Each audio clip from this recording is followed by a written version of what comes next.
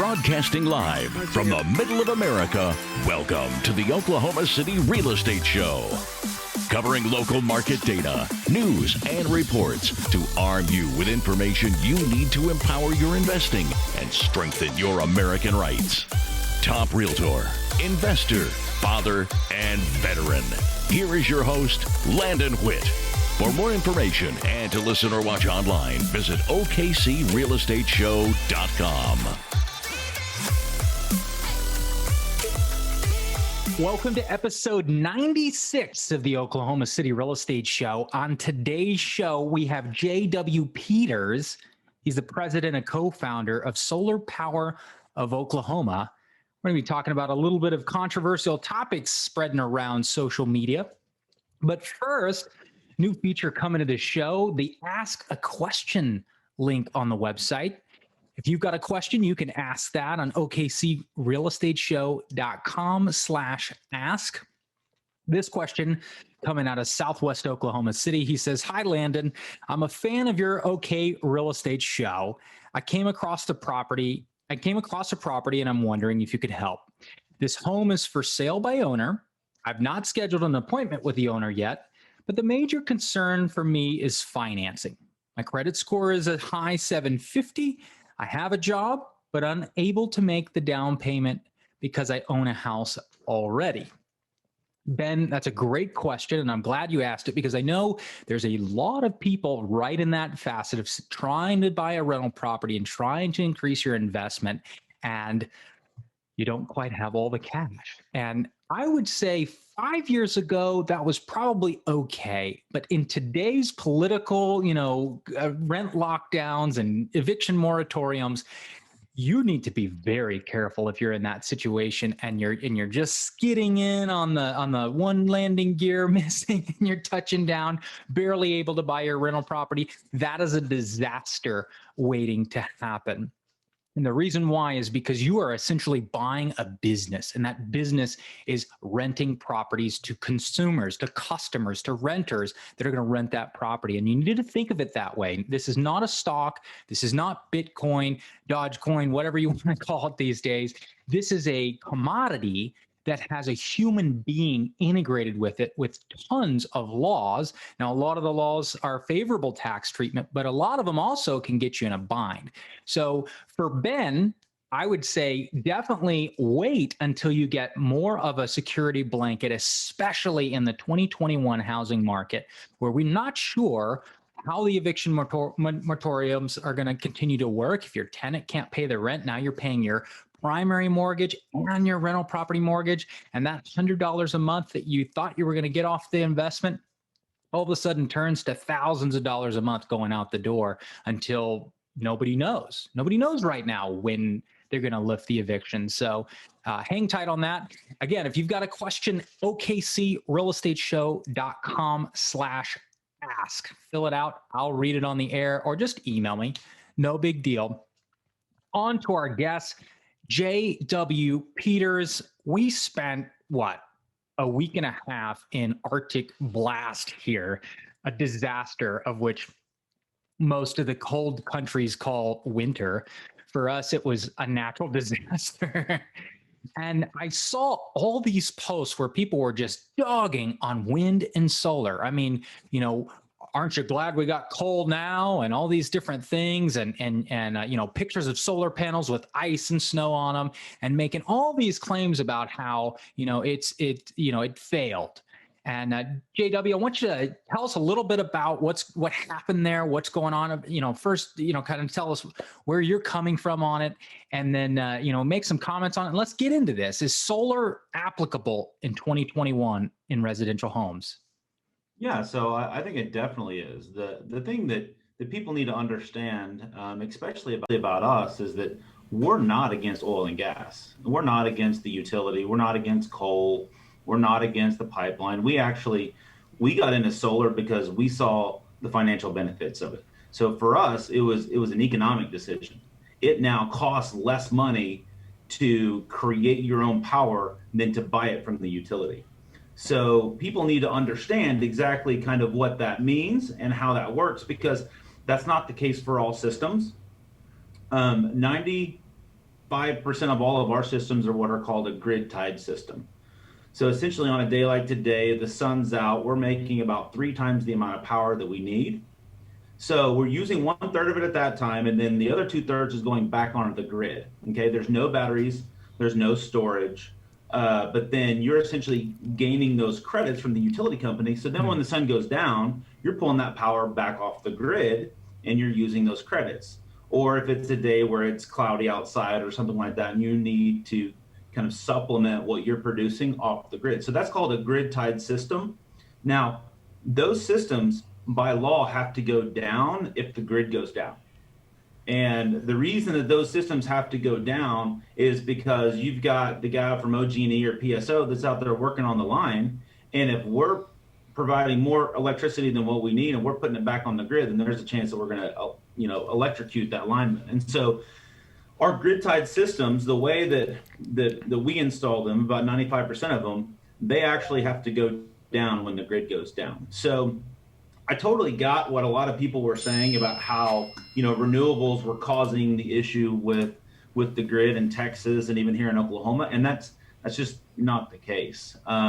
Wind and solar right now, because we don't have cost-effective ways of storing that power, like utility grade storage is really what we need to be able to fully utilize the renewables. That's the piece that hasn't been introduced yet. And as soon as that is introduced, then there'll definitely be the renewable source will actually be something that they can count on at a moment's notice. So when you said you're talking about the blackouts that we had, the scheduled blackouts as they were occurring, and then your system has some way of saying, okay, don't send any more power down this line, shut itself off. So it basically says if there's no power coming to the house, you can't send any power out from the house. Is that right? That's exactly right. Yes. Cool. Sure. Now, how did that go down with your customers, existing customers that, there was power, but our power bill, was just growing, and we still don't even know what our power bills are actually going to be from this event. From what I understand, I mean, people in Texas, it was like $17,000 to some of their bills they were getting.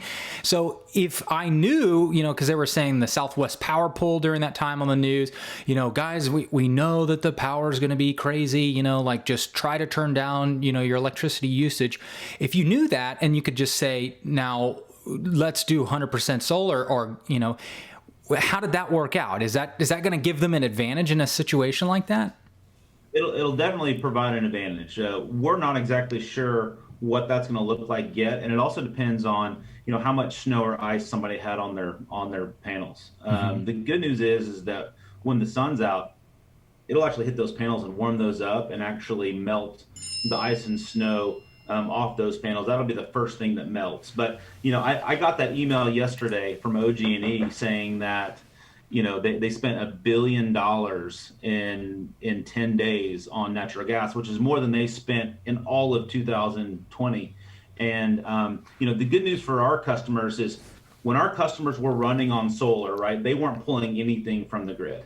And so the good news about that is that they're not going to be hit with those charges for the times that they were making that power. The good news is if our customers were overproducing during the day when the sun was out, those credits, right? Those credits are actually caught in kilowatt hours, not in dollar value. Okay. So all of our customers that put additional power back on the grid, right? Maybe even 2 weeks before, okay, and then they're using that power off of the grid. Well, they're using that power off of the grid at the kilowatt hour level, not at the dollar level. So our customers, we'll see kind of how this all plays out and how much overproduction we had. Now, unfortunately, February being one of the, colder times of the month and also one of the shorter months of the year, we don't produce as much. However, most of our customers actually use less electricity during that time as well. Well, it's an interesting concept that I think doesn't get talked about, is that paying the grid back. And then also it's like you're offsetting like your carbon footprint, and you're offsetting like your other expenses that are causing them to have to run these coal plants and all that stuff to get the power. And you're now saying, okay, when it's a really great, nice day, like we're giving that back. I like that fact that it's in the kilowatt hours. And so essentially, I guess it goes in the 30-day bill. So whenever you get your bill at the end of the month, it'll say, you know, okay, here's how many total kilowatt hours you spent in that 30-day cycle. Is that kind of how it works? Yeah. So if you think about this, the way that I like to explain it is, you know, you've seen those pictures of those old like analog meters, right, where they're spinning. Mm-hmm. So we actually have new meters, and they actually don't have the analog spinning wheel in it. But if you can picture this, right, if we're overproducing, that wheel is essentially spinning backwards, right, and that number's counting down. And so you know, for us to be able to do that, we size our systems to be able to replace somebody's consumption about 80% over the entire year. Now, you know, we definitely produce better in March and April when it comes to looking at somebody's consumption, because normally their consumption is lower. But we look at the entire year and we try to get them at about an 80% offset, which is normally the best return on investment for our customers. But yeah, the utility companies right now, they all do it a little differently, but the major utility companies, they look at that billing cycle, okay? And whatever you use versus whatever you put back on the grid, they charge you for the net of that. And so let's say you use 1,000 kilowatt hours off the grid, you put 800 kilowatt hours back onto the grid, they're only charging you for those 200 kilowatt hours. If you happen to overproduce, right, let's say you use 1,000 kilowatt hours off the grid, you put 1,200 back on, most of the utilities only give you the avoided cost of what that power was. So whatever it cost them to get that power, from the you know, from the producers, from the Southwest Power Pool, they're only giving you that credit, which is maybe about 2.5–3 cents a kilowatt hour. Excellent. So it's not like you're going to make money when you go on vacation kind of thing. but yeah. You know, there's actually about 4 or 5 different type of rate structures in the way that you can do it. We actually have some customers that have really, really large systems, and they don't use any of their own power. They take all of their power and they sell it back to the grid, and they sell it back at a little bit higher rate than what the avoided cost credit is. And so for them, it's a money-making opportunity for them. They took the money, they invested it in the equipment, and now they're receiving a check every single month from the utility companies. Okay, so I misunderstood that. So you can make credit above that once you get to a certain percentage. Is that what it is? Or you had mentioned if you do have 1,000 kilowatt hours, but you generate 1,200 kilowatt hours, that's 200 kilowatt hours extra, but you're only getting basically, what are you getting? Well, so it all depends on the rate structure. Okay, like each of the utility companies have different rate structures. OG&E, for instance, has like 4 different rate structures that our customers can use. So the one that we recommend the most is what's called net metering. Okay, and that net metering was the situation that I explained. Let's say you use 1,000 kilowatt hours, you put 1,200 back on the grid, you get the avoided cost credit for 200 kilowatt hours for that month. In another situation, the customer that I mentioned that actually does it as a revenue source, they take all 1,200 kilowatts, put it back onto the grid, and they actually get a higher rate for that power. But they're not using net metering. They're not using any of that power. They're just selling all of it back, just like if they were a power plant.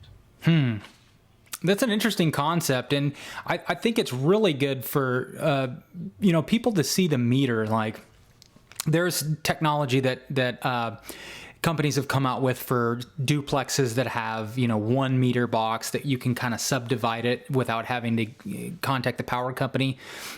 We've had a couple of investors do that in some very old setups where they kind of did a grandfather clause into a triplex or something like that, and it's still on 1 meter, and they were able to subdivide it with some type of device that reports it, and then they basically bill the tenant directly. So, but I think when you can see your kilowatt hour and you get involved in that process, it actually makes you a better, like smarter user of the power that you do have. Like our house, I don't think about it when I turn on a space heater or I turn on, you know, a toaster or an oven and I let it run for 4 hours, you know, cooking something. Like it doesn't, like, I don't know how to compute that. I just, you know, and so I'm assuming your system has some type of panel control that is kind of educating the homeowner as the month goes on of like what their consumption is. Is that right? Yeah, for sure, and that's the really cool part. So we have it's all done through an app on your phone, and so you can literally get notifications of, you know, when you're using more power than what you normally do, or if you have overproduced in a particular day, or you hit a new kind of personal record of how low your consumption was or how high your production was. So yeah, you can actually see that on your phone, and it'll notify you just depending on what you want to kind of hear about and see about. But no, it's definitely made our customers be more energy conscious, and they definitely really will kind of hone how they're using their power, just based on the fact that they've now paid for this system and they are producing electricity, but they want to get the best return on their investment, so they're cutting their consumption. So I know somebody's dying to ask this question. I can just like feel it burning in my ears. What, for those folks that want to go from that 80% to that 100%, right? They're at that 80% and they're like, dude, I can make this happen. And they're like, let's go 100%. What type of things make that difference in that 20%? I mean, obviously weather and things like that, but like, is it the air conditioner? Is it the temperature you set in the home? Like, what in Oklahoma is an appliance or things you can do inside that house that get you to that 100% or pretty darn close?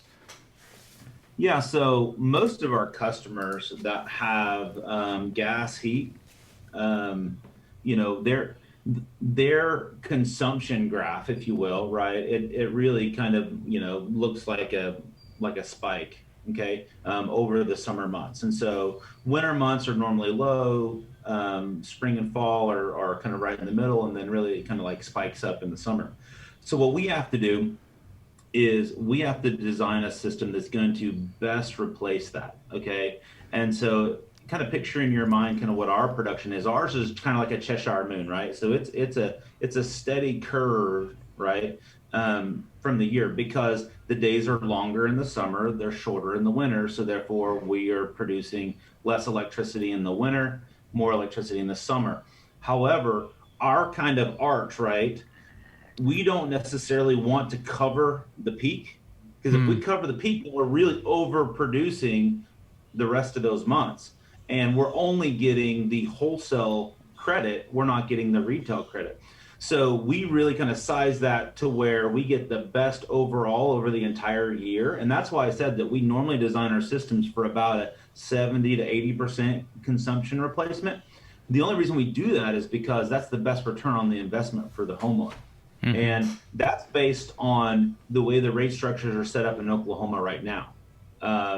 Other states, so like Arkansas, like Missouri, they actually allow you to take that overproduction and roll it over to the next month and the next month and the next month. In those states, companies can get to 100% offset.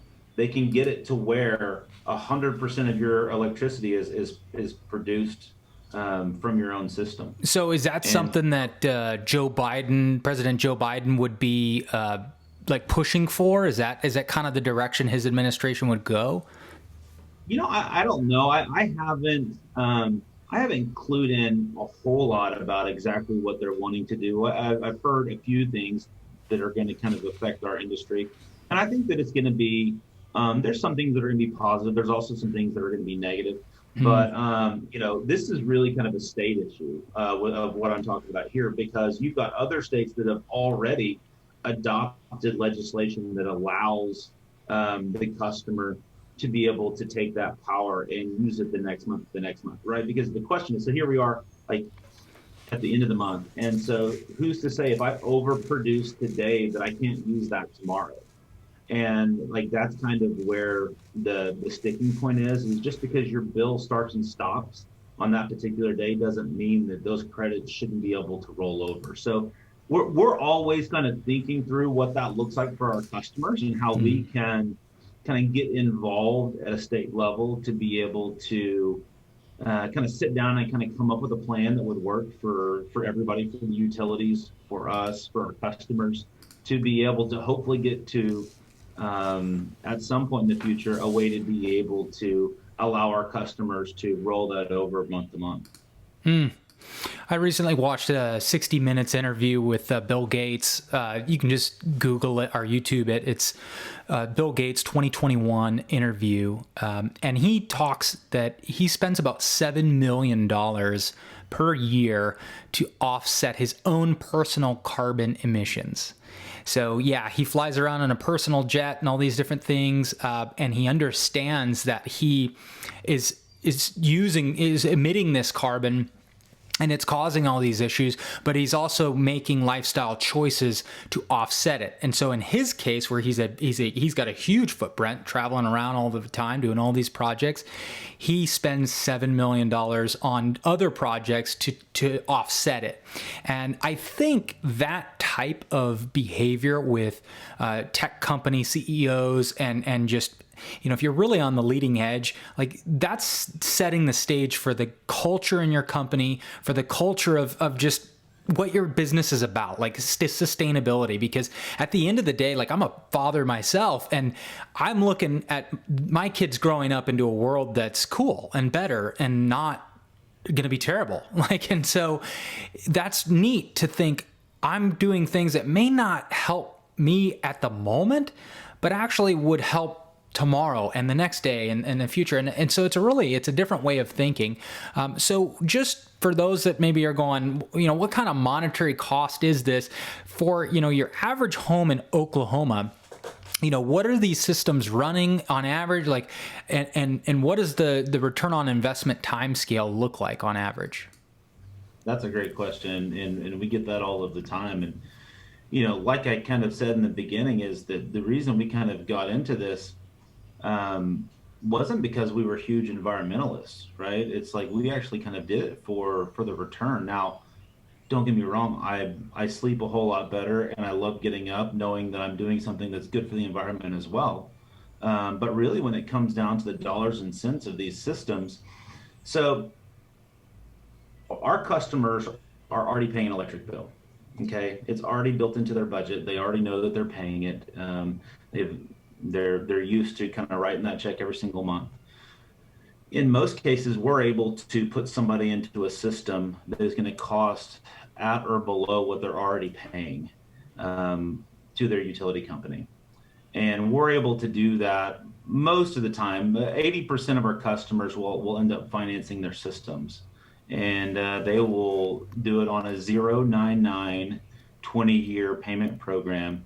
And so if you look at what that payment is normally less than what they're already paying for their electricity. And so when you can look at it and from day one have a decrease in your monthly spend, then it really kind of compounds when you think about the fact that, you know, most of our customers don't understand that utility costs nationwide over the last 10 years have gone up 3.4%. Okay. And so most of them don't really kind of that's kind of inflation. So you're kind of used to it.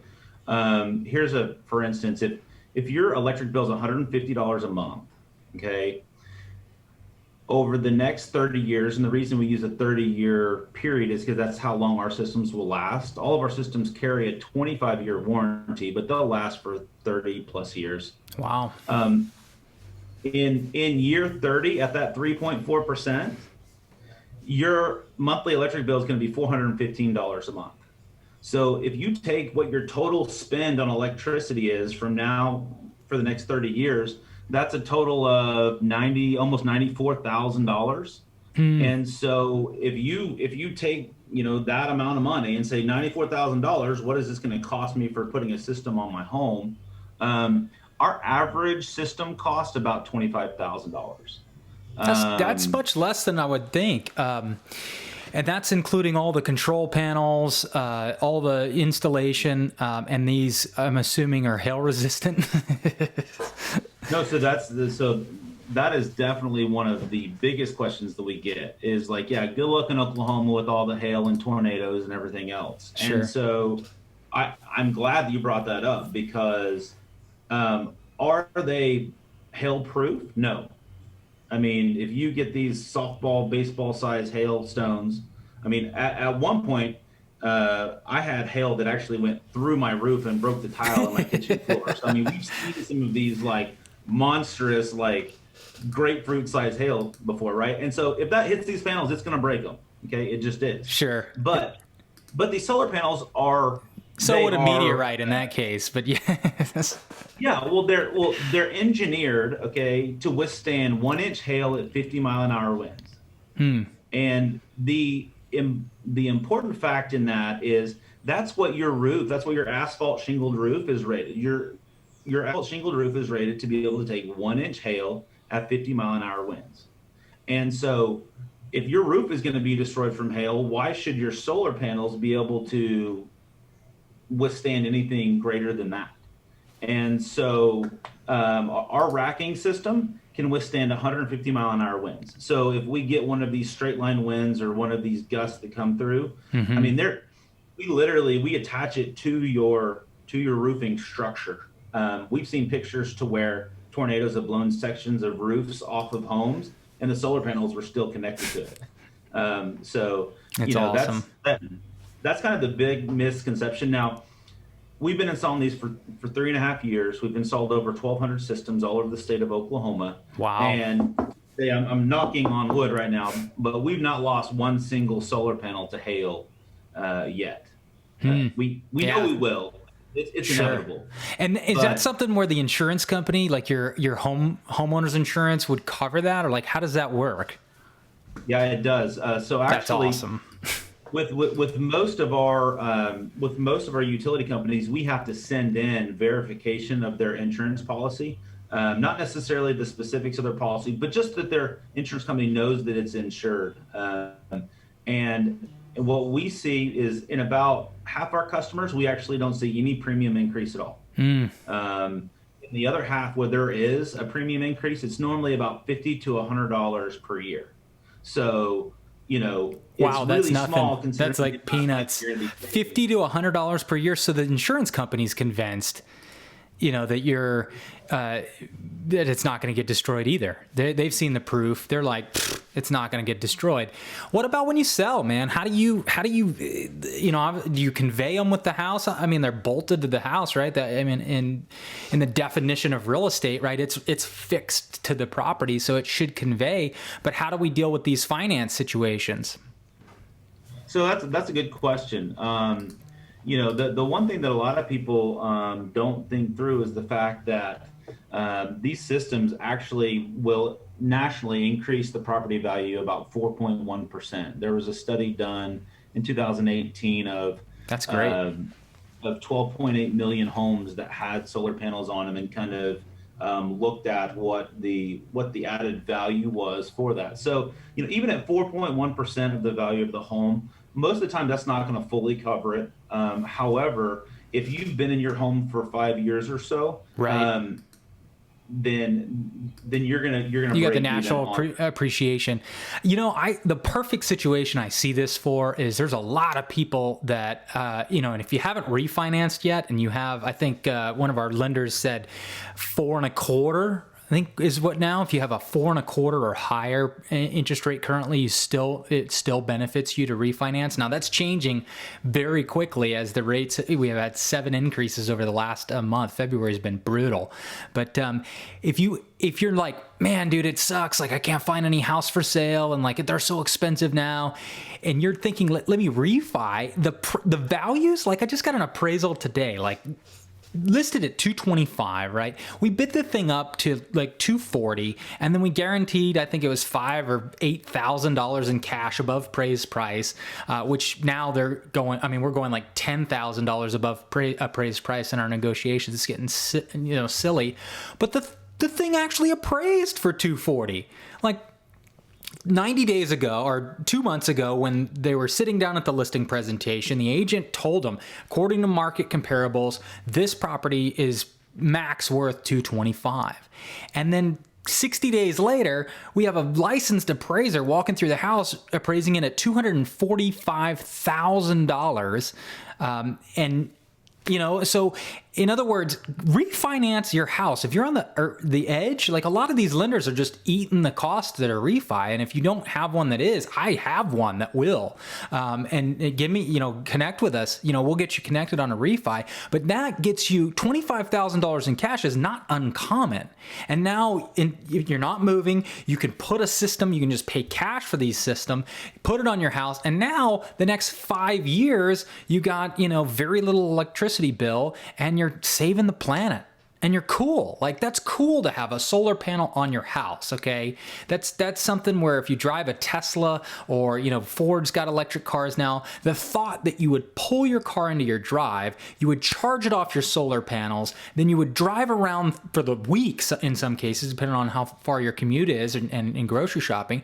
And all of it occurred without the need of outside help. Like, that's a cool thought.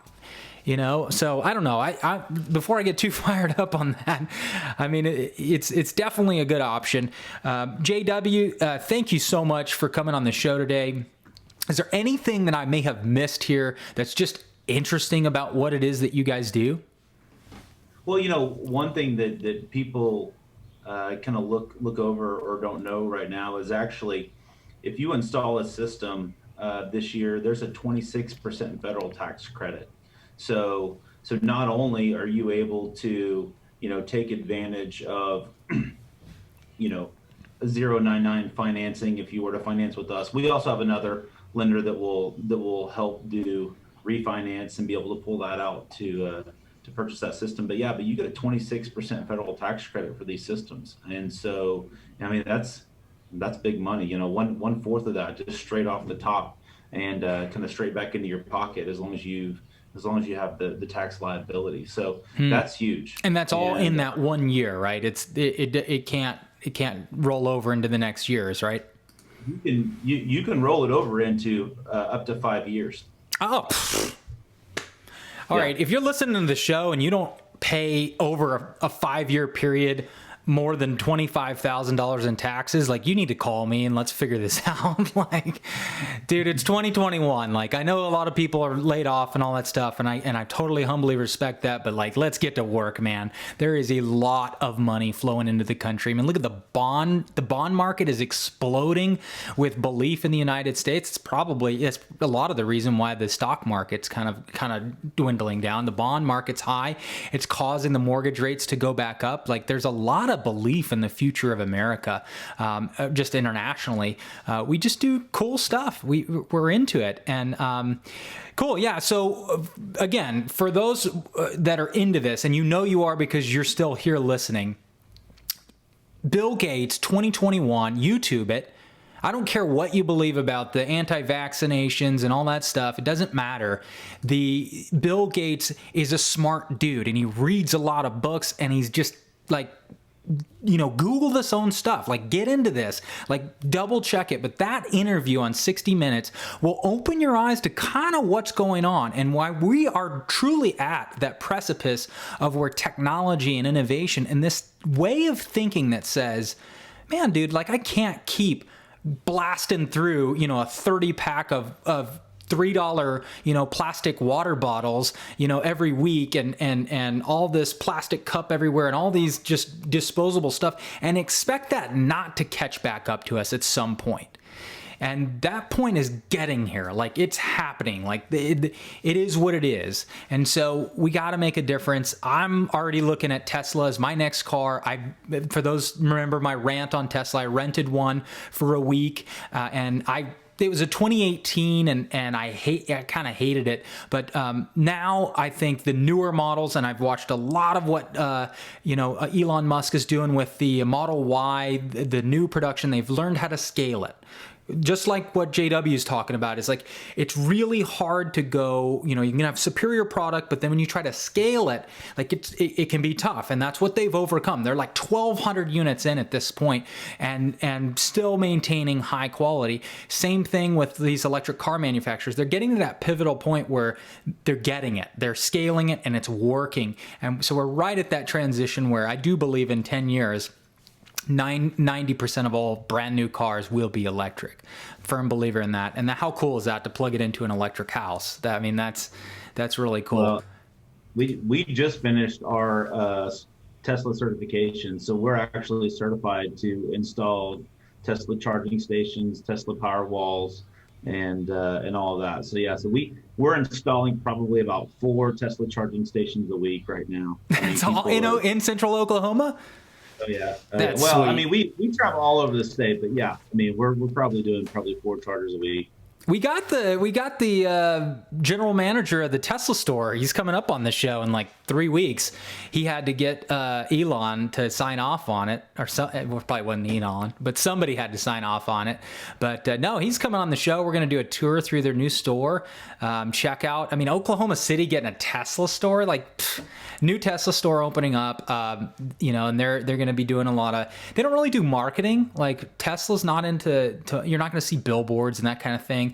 They just believe that you create a superior product and people will talk about it, and that's how you sell it. So look for that interview, probably episode maybe even episode 100, somewhere along that time, which would be cool. I would totally be open to doing Tesla Oklahoma City for episode 100. That's exciting to me. JW, I got a jet here. We both have a busy day ahead of us. Thank you so much for taking time out of your day to meet with me. Man, glad to do it. Thanks for having me. You bet. For more information and to listen or watch online, visit OKCRealEstateShow.com.